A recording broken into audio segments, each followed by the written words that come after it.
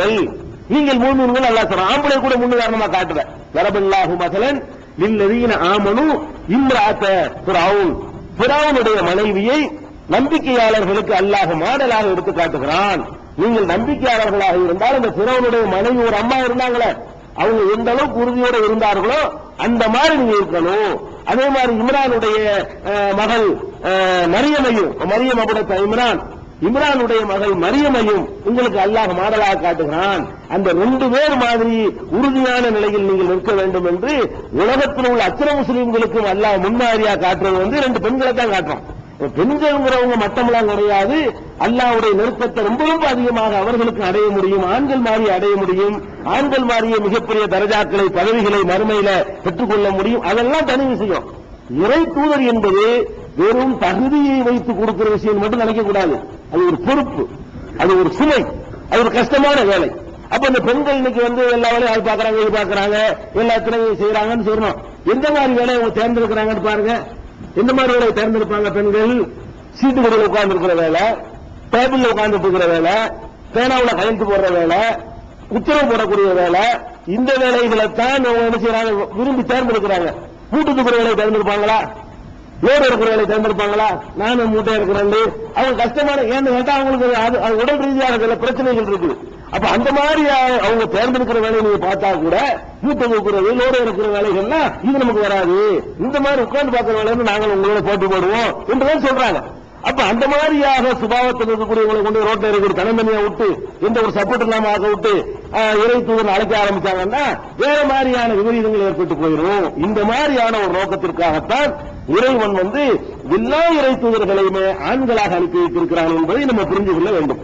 இது இறை தூதர்களை பற்றி அறிந்து கொள்ள வேண்டும். இன்னொரு விஷயம் இருக்கு, அதையும் சொல்லிட்டு தான் வரணும். இறை தூதர்களை பற்றி வேற ஒரு செய்தியும் இருக்கிறது. என்ன செய்தின்னு கேட்டா, இறை தூதர்கள் அனுப்புறாங்க இல்லையா, அனுப்பும் பொழுது அடிப்படையான சில கொள்கைகள் அன்றையிலிருந்து இன்னைக்கு வரைக்கும் மாறல. என்ன அடிப்படையான கொள்கை? அல்லாஹ் ஒருத்தன். இது ஆதம் அதான் சொல்லியிருப்பாரு, நபிகள் நாயகம் அவங்க அதான் சொல்லியிருப்பாங்க. இதுல யாருக்கும் இடையில எல்லாரும் அதான் சொல்லியிருப்பாங்க. இதுல யாராவது மாற்று கருத்து லா இலாஹ இல்லல்லாஹ்ல யாராவது மாறி சொல்லியிருப்பாங்களா? சொல்லியிருக்க மாட்டாங்க.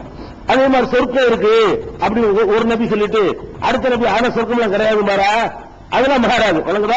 ஆதம் அலைஹிஸ்ஸலாம் சொர்க்கம் இருக்குன்னு சொல்லியிருந்தாங்கன்னா அதைத்தான் நபிகள் நாயகம் ஸல்லல்லாஹு அலைஹி வஸல்லம் சொல்லியிருப்பாங்க. நரகம் இருக்குது, மர்மம் இருக்குது, விசாரணை இருக்குது, கேள்வி கணக்கு இருக்கிறது, மீசான் இருக்கிறது, நல்ல நன்மை தீமைகளை எடை போடுறது இருக்கிறது, அவரவர்களுடைய பதிவேடுகளை கையில கொடுக்கிறது இருக்குது, மலக்குகள் ரெக்கார்ட் பண்ணிட்டு இருக்கிறாங்க. இது மாதிரியான விஷயங்கள் எல்லாம் ஆதம் அலைஹிஸ்ஸலாத்தில இருந்து நபிகள் நாயகம் ஸல்லல்லாஹு அலைஹி வஸல்லம் வரைக்கும் உள்ள எல்லா இறை தூதர்களுக்கு ஒரே மாதிரி தான். இது எந்த மாற்றமும் கிடையாது. ஆதம் அலைஹிஸ்ஸலாம் அந்த ஒரு இறைவனை வணங்கணும் தான் சொன்னாங்க. முகமது ஸல்லல்லாஹு அலைஹி வஸல்லம் அதான் சொன்னாங்க. ஆதம் அலைஹிஸ்ஸலாம் இந்த உலகம் அற்பமான உலகம், மறுமையா நமக்கு நிரந்தரமானது, அதுக்காக இந்த உலகத்துல கஷ்டத்தை தாங்கிக் கொள்ளணும், நேர்மையா வாழணும் என்றுதான் சொன்னாங்க. அதுதான் நபிகள் நாயகம் ஸல்லல்லாஹு அலைஹி வஸல்லம் சொன்னாங்க. இடையில வந்தவங்களும் சொன்னாங்க. இதுல மாற்றங்கள் இல்லை. ஆனால் ஒரு சில சில்லறை சட்டங்கள்ல, வணக்க வழிபாட்டு முறைகள்ல ஒரு சமுதாயத்துக்கு இன்னொரு சமுதாயத்துக்கு மத்தியில் எல்லாம் நிறைய மாற்றங்கள் செஞ்சிருக்கிறான். இது விளங்கிக்கணும். ஒரு ஆதம் அலைஹிஸ்ஸலாத்துக்கு இருந்த அதே சட்டங்கள் நம்ம வரைக்கும் இருக்குன்னு சொல்லக்கூடாது. ஆதம் அலைஹிஸ்ஸலாத்துக்கு சட்டத்திட்டங்கள்ல தொழுகிற முறை இருக்குன்னு நமக்குள்ள இதே தொழுகை முறைதான் மூசா நபி உம்மத்துக்கு இருக்குமான இருந்திருக்காது. நம்ம நோன்பு வைக்கிறோம்னா இதே மாதிரி தான் அவங்க நோன்பு வச்சிருப்பாங்க, அப்படி இருந்திருக்காது. நோன்புங்கிற அந்த முறை இறைவனுக்காக ஒரு வணக்கம் செய்ய வேண்டும். அந்தந்த சமுதாயத்துக்கு ஏற்றவாறு அந்த வணக்கத்தை எல்லாம் கொடுப்பான். ஆனால் அந்த வணக்கத்தை செஞ்சாலும் அந்த இறைவனுக்கு தான் அவங்களும் செய்வாங்க, அந்த மறுமையை எதிர்பார்த்து அவங்களும் செய்வாங்க. அந்த நோக்கத்திலேயோ அந்த எதிர்பார்ப்புலையோ வித்தியாசம் கிடையாது. செய்கிற முறையில வித்தியாசம் வந்திருக்கு, வணக்க வழிபாடுகள் வித்தியாசம் இருந்திருக்கு. அதே மாதிரி உதாரணத்துக்கு எடுத்துக்கொண்டோம். ஆனால் ஒரு ஈசா நபியுடைய காலம், ஈசா நபி பிறக்கிறதுக்கு முன்னாடி ஜக்கரியா நபியுடைய காலம் சொல்லலாம்னு வைங்களேன். அவங்க காலத்துல எப்படி சட்டம் இருந்துச்சுன்னா, குழந்தைகளை தங்களுடைய குழந்தைகள் ஆடு மாடு நேர்ச்சி பண்றோம்லங்க, ஆடு மாடு நீங்க என்ன செய்வீங்க, கடவுளுக்கு நேர்ச்சி பண்ணுவீங்க. பிள்ளையவே நேர்ச்சி பண்ற வழக்கம் இருந்துச்சு. அவங்க காலத்துல என்ன இருக்குன்னு கேட்டா, எனக்கு 4 பிள்ளை பிறந்தா அந்த ஒரு பிள்ளைய யாரெல்லாம் உனக்காக தந்துடுறேன் அப்படின்னு சொல்லி அந்த ஒரு பிள்ளைய கொண்டு போய் கோயில கொண்டு விட்டுருவாங்க, பள்ளிவாசல்ல கொண்டு விட்டுருவாங்க. அவங்க அந்த சமுதாயத்தினுடைய வழிபாட்டு தளத்தை கொண்டு விட்டுருவாங்க. அந்த குழந்தை என்ன செய்யும், பள்ளிவாசல்ல சேவை செஞ்சுக்கிட்டு இருக்கும். கூட்டுறது, பெருக்கிறது, எந்த ஒரு பிரதிபலனை கூலி எதிர்பார்க்காம இப்படி இறைவனுடைய வழிபடக்கூடிய ஆலயத்திற்கு தங்களுடைய பிள்ளைகளை அர்ப்பணிக்குதல் என்பது முந்தைய சமுதாயத்தில் இருந்தது. நமக்கு அது உண்டுமா? நமக்கு அது கிடையாது. எனக்கு 4 பிள்ளை பிறந்த ஒரு பிள்ளை பள்ளிவாசல் கொடுக்குறேன் அப்படின்னு இஸ்லாத்துல இப்ப கிடையாது, நமக்கு கிடையாது. இப்படியான ஒரு பழக்கம் எப்ப இருந்துச்சு? ஜக்கரியா நபியுடைய காலத்தில் இருந்திருக்கிறது. இது திருக்குறான்ல நீங்க பார்க்கலாம். 3வது அத்தியாயத்துல 35வது வசனத்துல நீங்க என்ன இருக்குன்னா, இது காலத்து இம்ரான் ரப்பி இன்னி நகர்த்துலக்க மாபி பத்தனி முஹர்ரரா, இறைவா என் வயிற்றில் உள்ள அந்த சிசுவை, ஆனா பின்னாடி தெரியல உங்களுக்கு, வயிற்றில் உள்ள இந்த சிசுவை உனக்காக வேண்டி நான் நேர்ச்சி செய்து விட்டேன்.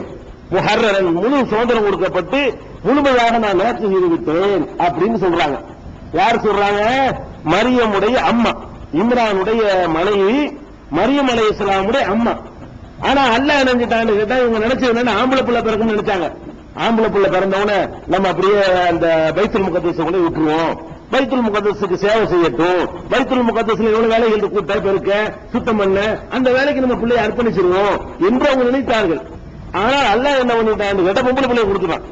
அதுதான் அவங்க கேட்கறாங்க, யாரில் பொம்பளை பிள்ளையை கொடுத்துட்டியே, ஆம்பளை பிள்ளை மாதிரி பொம்பளை பிள்ளையை நான் யூஸ் பண்ண முடியுமா, நான் வந்து பள்ளிவாசலோட விட முடியுமான்னு கேட்கறாங்க. அப்புறம் அல்லாஹ் வந்து அதை விட சொன்னான். மரியம் அலைஹிஸ்ஸலாம் அந்த பள்ளியில சேவை செய்து கொண்டு ஜக்கரியா நபியுடைய பொறுப்புல விடப்பட்டார்கள். இந்த மாதிரி ஆட்களை கொண்டு பள்ளிவாசல் விடுறதுக்கு உண்டுமா? இல்ல. ஆனா முந்தைய சமுதாயத்தில் அது ஒரு வழிபாட்டு முறையாக இருந்தது. கடவுளுக்காக பிள்ளைகளை அர்ப்பணித்தல் அது இப்ப கிடையாது. அதே மாதிரி வந்து நோன்பு வைக்கிறோம். நோன்பு வைக்கிறாங்க என்ன செய்யணும்? நம்ம நோன்பு என்ன? சாப்பிடக்கூடாது, பறக்கக்கூடாது, அது மாதிரி தாம்பத்தியத்தில் ஈடுபடக்கூடாது. இதுதான் நோன்பு. ஆனா அவங்களுடைய நோன்பு என்னன்னு கேட்டா பேசவும் கூடாது. மூசா நபி காலத்துல உள்ள நோன்புலாம் எப்படி இருக்கு கேட்டா, அவங்க உம்மத்துடைய நோன்பு பேசக்கூடாதுன்னு இருந்துச்சு. இப்ப மரியம் அலைஹிஸ்ஸலாம் இருக்காங்க இல்லையா, அவங்க அந்த குழந்தை உருவான பிறகு, ஈசா நபியை சுமந்த பிறகு அவங்க என்ன சொல்றாங்கன்னு கேட்டா, இன்னி நகர்த்துல் இம்மா தர இன்ன மினல் பசரி அகதன், மனிதர்களில் யாரையாவது நீ பார்த்தால் கூலி நீ சொல்லு. ஜிப்ரீல் அலைஹிஸ்ஸலாம் சொல்லிட்டு போறாங்க, இன்னி நகர்த்துல் ரஹ்மானி சௌமா, நான் இறைவனுக்காக நோன்பு நேர்ச்சை செய்து கொண்டேன். பலன் கல்லிவன் யௌம இன்சியா, எந்த மனுஷனோடு ஆனால் பேச மாட்டேன் அப்படிங்கிறாங்க. நோன்பு வச்சதுனால என்ன செய்ய மாட்டேங்கிறாங்க? பேச மாட்டேங்கிறாங்க. நோன்பு வச்ச பேசக்கூட நமக்கு சட்டமா? அவங்களுக்கு சட்டம் இருந்திருக்கு. நான் நோம்பாளியா இருக்கிறதுனால பேச மாட்டேன் என்று சொல்லிவிடு அப்படின்னு சொல்லி ஜிப்ரீல் அலைஹிஸ்ஸலாம் வந்து மரியம் அலைஹிஸ்ஸலாத்துல சொன்னதாக திருமறை குர்ஆன் சொல்லுகிறது. இது மரியம்ங்கிற அத்தியாயத்தில் நீங்க பார்க்கலாம். அப்ப நோன்பு வைத்துக் கொண்டு பேசாம இருப்பது என்று அவங்களுக்கு சட்டம் இருந்துச்சு. நம்ம என்ன செய்யலாம்? பேசலாம் செய்யலாம். நம்ம சாப்பிடக்கூடாது, குடிக்கக்கூடாது, குடும்ப வாழ்க்கையில் ஈடுபடக்கூடாது தவிர மற்றபடி பேசக்கூடாதுன்னு நமக்கு தடை கிடையாது. இப்படியான சட்டங்கள் இருந்துச்சு. அதே மாதிரி திங்கிற பொருள் இருக்கு, ஹலால் ஹராம் இருக்கு பாருங்களேன். ஒரு சமுதாயத்துக்கு ஹலாலாக்கப்பட்டது, இன்னொரு சமுதாயத்துக்கு ஹராமாக்கப்பட்டதெல்லாம் இருக்குது. அப்படியான வித்தியாசங்களும் இருக்கிறது நீங்க பார்க்கலாம். எங்க பார்க்கலாம்னா 3வது அத்தியாயத்துல 50வது வசனத்தில் எல்லாம் சொல்லி காட்டுறான். ஈசா நபியை பத்தி சொல்றான். ஈசா நபி வந்து என்ன செய்யறாங்க? அந்த பனி இஸ்ராயேல்ங்கிற மக்களை அணுகுறாங்க. அணுகி சொல்றாங்க, சத்திகன் லிமா பைன எதைய மின தௌராத், எனக்கு முன்னர் உள்ள தௌராத்தை மெய்ப்படுத்த நான் வந்திருக்கிறேன். ஈசா நபி சொல்றாங்க. யாருக்கு சொல்றாங்க? மூசா நபி சமுதாயத்தில் சொல்றாங்க, இஸ்ராயல் சமுதாயத்தில். அப்ப எனக்கு முன்னர் வந்த தௌராத்தை மெய்ப்படுத்த வந்திருக்கிறேன். மேலும் ஒலி உஹில்லலக்கும் வஅலல்லதி ஹுர்ரிம அலைக்கும், உங்களுக்கு ஏற்கனவே தடை செய்யப்பட்டிருந்த சிலவற்றை அனுமதிப்பதற்கு வந்திருக்கிறேன் அப்படிங்கிறாங்க. ஏற்கனவே ஹராமாக்கப்பட்டிருந்த சில விஷயத்தை உங்களுக்கு நான் என்ன செய்ய அனுமதிக்க வந்திருக்கிறேன். அப்ப என்ன விளங்குது? ஒரு நபி காலத்தில் ஹராமாக்கப்பட்ட சில விஷயங்கள் இன்னொரு நபி காலத்தில் ஹலாலாக்கப்படும். அது ஹராம் ஆக்குனவர் யாரு? அது ஒரு நபி தான். ஏற்கனவே ஒண்ணு ஹராமாக நீக்கிட்டு தான் சாப்பிடணும். கொழுப்பு சுத்தமா உங்களுக்கு ஹராமாக்கப்பட்டிருந்துச்சு. ஈசா நபி என்ன பண்ணாங்க? கொழுப்பு ஹலால்னு சொன்னாங்க. அது வந்து உங்களுக்கு ஹராம் இல்ல, அது பனிஷ்மெண்ட்டுக்காக எல்லாம் கொடுத்தான் அவங்களுக்கு, அது இப்போதைக்கு இல்லைன்னு சொல்லி அவங்க விளக்குனாங்க. அப்ப இது மாதிரியான ஒன்றையெல்லாம் பார்க்கிறோம். அப்ப இது மாதிரி வந்து இன்னொரு விஷயம் என்னன்னு கேட்டா, முந்தைய சமுதாயத்தில எல்லாம் ஒரு இறைவனுக்காக நம்ம ஒரு பொருளை அர்ப்பணிக்கிறோம் வைங்களேன், பலி கொடுக்கிறோம். பலி கொடுக்கிறதா இருந்தால் அந்த பலி கொடுக்கிற முறை வேற மாதிரி இருந்துச்சு. பலி கொடுக்கிற முறை எப்படி இருந்துச்சுன்னு சொன்னா, ஒரு நெருப்பு வந்து வானில் இருந்து வந்து எடுத்து சென்று விடும், எரிச்சிடும். இப்படியான ஒரு அம்சம் இருந்துச்சு. அது மாதிரி தான் இப்ப நபி ஸல்லல்லாஹு அலைஹி வஸல்லம் கேட்டாங்க, அது மாதிரி நெருப்பு எரிச்சிருப்பா அப்பன்னு சொல்லி. அல்லாஹ் என்ன சொல்லி காட்டுறான்னு கேட்டா, அல்லதீன காலு இன்னல்லாஹ அஹீத இலைனா அல்லா நூமின ரசூலின் ஹத்தா யஅத்தியனா பி குர்பானின் தாக்குலுஹுன் நார், நெருப்பு வந்து சாப்பிடக்கூடிய வகையில் ஒரு குர்பானி பிராணியை கொண்டு வரும் வரை நாங்கள் உன்னை நம்ப மாட்டோம் என்று நபி ஸல்லல்லாஹு அலைஹி வஸல்லம் அவர்களிடத்தில் அவர்கள் சொன்னார்கள். அல்லாஹ் சொல்றான், குல் கத் ஜாஅக்கும் ருசுலுன் மின் கப்லி பில் பையினாத், எனக்கு முன்னால் தூதர்கள் வந்து பல சான்றுகளை கொண்டு வந்தார்கள். பில்லதி குல்தும், நீங்கள் கேட்டீர்களே அதையும் கொண்டு வந்தார்கள். அப்ப ஏன் மறத்தீங்கன்னு எல்லாம் கேட்கிறான். அப்ப முந்தைய சமுதாயத்தில் எல்லாம் அந்த குர்பானி கொடுக்கிறது அறுக்கிறது கிடையாது, ஆட்டை கொண்டு வச்சிட வேண்டியது. அல்லாஹ் நெருப்பு வந்து எடுத்துட்டு போயிடும், அல்லாஹ் ஏத்துக்கிட்டான் அதுக்கு அர்த்தம். அந்த மாதிரியான ஒரு மெத்தடு அந்த காலத்தில் அல்லாஹ் வச்சிருந்தா சில நபிமார்கள் சமுதாயத்திற்கு. நமக்கு அப்படிலாம் கிடையாது, அந்த மாதிரி அங்கீகாரம் கிடையாது. அல்லாஹ் ஏத்துக்குவானா இல்லையாங்கிறது மறுமையெல்லாம் தெரியும். இப்ப நம்ம கொடுக்குற குர்பானிகள் அவங்க கொடுக்குற குர்பானிகள் அல்லாஹ் ஏத்துக்கிட்டா ஏத்துக்கணும் அப்பவே தெரிஞ்ச ரிசல்ட். நெருப்பு வந்து கொண்டு வச்சுன்னா எடுத்துக்கிட்டான்னு அர்த்தம், இல்லன்னா சரியில்லை ஆளு கொடுத்த நோக்கம் சரியில்லை அப்படின்னு விளங்கிடுவாங்க. இப்ப நமக்கு என்ன நிலைமை, நம்ம அறுக்க வேண்டியதா அல்லாஹ் ஏத்துக்கிட்டாலும் இருக்கலாம் ஏற்காம இருக்கலாம், மறுமையில் ரிசல்ட் தெரியும். அந்த மாதிரியான ஒரு அடிப்படையை நம்ம பார்க்கணும்.